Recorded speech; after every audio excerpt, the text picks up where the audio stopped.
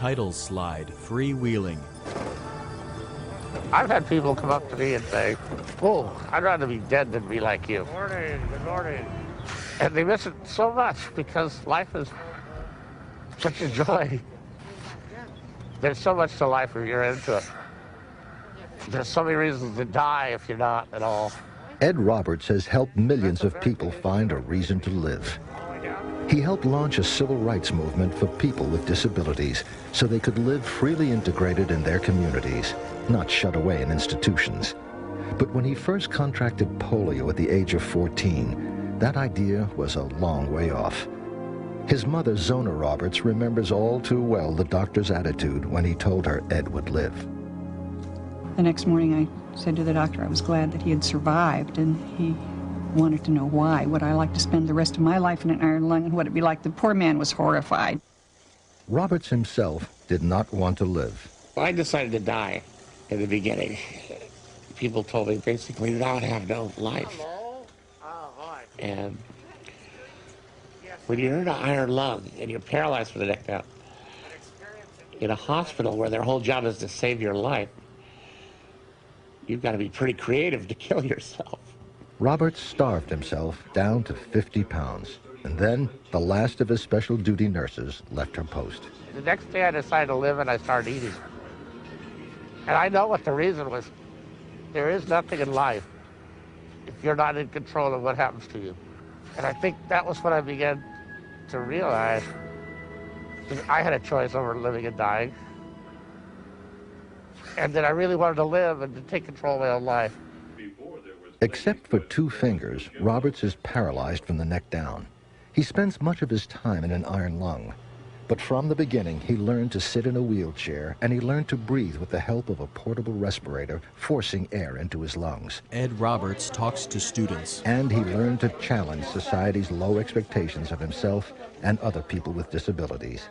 He decided that his body may be limited, but his mind was not.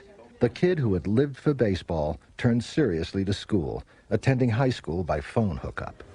So I can remember wheeling down this for the first time in 1962, and there was a demonstration. Roberts convinced a skeptical University of California to admit him. He became the first severely disabled student to attend. He had to live in Cowell Infirmary, the only place big enough for his 800-pound iron lung. Newspapers headlined the conventional wisdom. He proved them wrong, eventually earning a master's degree. And soon other quadriplegics joined him on campus. They called themselves the Rolling Quads and began inventing a new world for themselves. We realized that we could change some things. The first thing we do is change our own attitudes to ourselves. Be proud of who we were and what we were.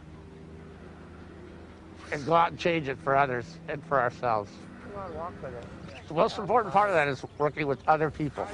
Moving away from your own problems to help somebody else. And that liberated me. When I realized I could help others, it made me a lot freer to help myself. At the university, the Rolling Quads literally opened the door for other students like them. They remade the Berkeley campus into one of the most physically accessible in the country, with a program designed to aid students with disabilities. Hundreds have earned their degrees since then, without living like patients in the infirmary. What's it like living here now? Is it very different? Naomi Armenta is a senior. I guess so. It is pretty much the only place I've ever been where I can be kind of anonymous as the disabled person. You know, people say, oh, the woman in the wheelchair, and they don't automatically know it's me. And there are people around here in wheelchairs that I don't know. So, I mean, that's kind of nice in a way because it takes the pressure off. You know, you don't always have to be an activist for yourself. Roberts and his friends realized that access to education was only a beginning. They wanted to leave the campus, have jobs, and participate in their communities like everyone else. And to recognize that we didn't want to live in an institution. I remember one dean at the university said, oh, you'll finish your PhD, and then you'll live in a nursing home. And I said, no, that's not the plan. We're here to change that whole idea. Their new idea they called independent living. Independent living is a psychological idea much more than a physical concept. Assistant helps Roberts into car. I'm paralyzed from the neck down, but I'm completely in control of my own life. I make decisions about what I want. And when you begin to believe that, it's very empowering and powerful. And then it becomes, it's almost, when it catches on with other people, they see, well, if he can do that, why can't I? They set up a place to spread that word and provided job training, housing referral, and skills to live ordinary lives. The center turned Berkeley into the first city with curb cuts, providing people with the most basic access to independent living. There are now hundreds of these centers throughout the world. Our whole philosophy was, do not make other people with disabilities dependent on you. And our whole professional system is set up that way. Always ask, what do you want to do? Help people learn how to make their own decisions in their life. And you know what? It's that simple. In 1975, Roberts had caught the eye of Governor Jerry Brown, who put him in charge of the California Department of Rehabilitation and its 2,200 employees. Along the way, Roberts had shattered another myth. I was always told that I could never drive a power wheelchair, which meant that anytime I needed to move, I had to ask someone. And one thing you become very leery of is asking for too much. So you cut out part of your life, the things you'd like to do. Like falling in love. And all of a sudden, it became ridiculously inconvenient to have my attendant pushing me around. It was a real hindrance to intimacy. And being highly motivated, I decided to hell with all those comments, and I couldn't do it. I needed it for my life, and they got me in a power chair. And all we had to do is turn the controller around so I could pull. And I bounced off the walls a few times, and she jumped on my lap, and we run off in the sunset. Roberts eventually married and fathered a son, Lee, now 16 years old. Roberts is divorced, but shares custody. Ed and Lee Roberts at a baseball game. Awesome. I was told I would never be able to have a child.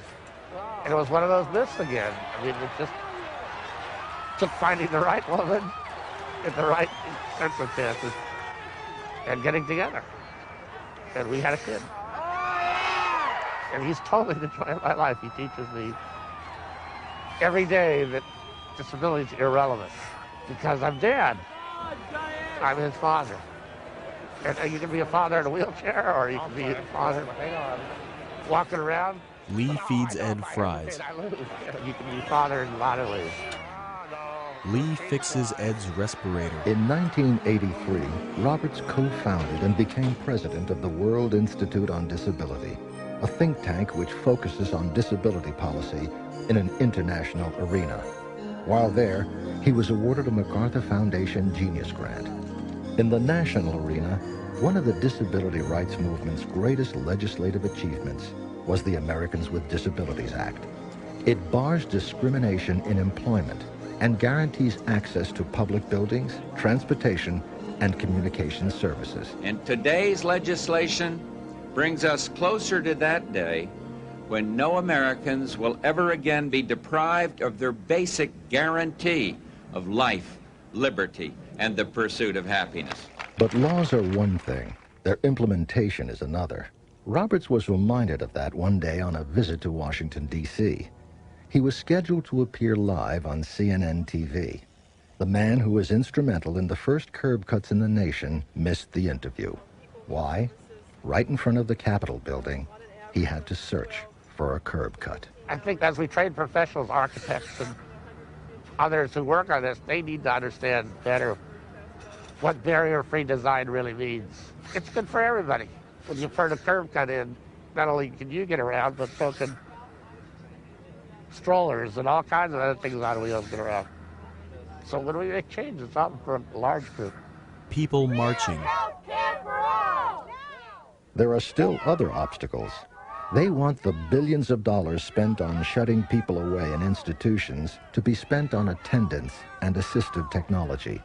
Then, more of them can become productive, tax-paying members of their community at less cost to society and to themselves. Right now, 75% of us are unemployed. Staggering figure, 75% of us. We have to show our society that disability doesn't affect work. If you're motivated to work, no matter how disabled, you can do a good job. Might need a little technology. You might need a little help. like personal assistants, but you can do the job. There are many besides Robert showing that they can do the job, and it doesn't necessarily require expensive technology. Hale Zukas is a policy analyst for the World Institute. He's been a major player in access to public transportation, including making elevators operable without the help of an attendant. Man in power chair calls elevator. You were actually in Arlington and in D.C. Sometimes he needs an interpreter. Sometimes he needs a conversation board to express himself. But he's shown that, like streets without curb cuts, those are limitations that can be overcome. Yanina Saika became totally blind as a young adult. Each day she comes to work past a chirping street light. It lets her know when to cross. Those lights are partly the work of the Center for Independent Living. She manages WIDNET, which puts people with disabilities on the information superhighway, and her job has been made possible by a talking computer. Visually impaired woman typing. But for all the progress that's been made in legislation and technology, society's myths still hold fast. And our number one issue is still old attitudes towards us. And those old attitudes see us as helpless and unable. And disability can make you very strong and very able. Okay, we're back. If you wish to talk to Ed Roberts, a victim of polio. Not a victim. Not a victim, you Not said. a victim. No, I think that's a real misperception. What is the correct perception? I was disabled by polio, but I am not a victim of polio in any sense of the word. Technology, Roberts thinks, can level the playing field and help change those attitudes. When I got my power chair, I didn't realize how much it would change me and the way I was perceived. When you're pushed up, people talk to the other person. And all of a sudden, people had to deal directly with me. Not only could I go wherever I wanted to go, when I wanted to go, but people didn't overlook me. They might look above me, but they had to deal with me directly, and that was very powerful. At a march on Washington, disability rights leaders and congressional leaders alike sought him out. What Ed Roberts has done, I think, for the disability community is he has gone to lawmakers and leaders in legislation and in the business community to show that even someone who is severely disabled, like Ed, can be mobile, he's smart as a whip, he can get a job done, he can organize, he can communicate effectively, and there's no reason why he should be discriminated against. A lot of years ago, I decided that people were going to stare at me, and it was a lot better if I decided I was a star rather than a helpless cripple. Ed at Lincoln Memorial. We can change a lot of our own attitudes that way. For all his accomplishments, Roberts likes to say that he's not a superhero, just a role model, living proof that severely disabled people can be masters of their own destinies. Hey, we are here, and we are not going away.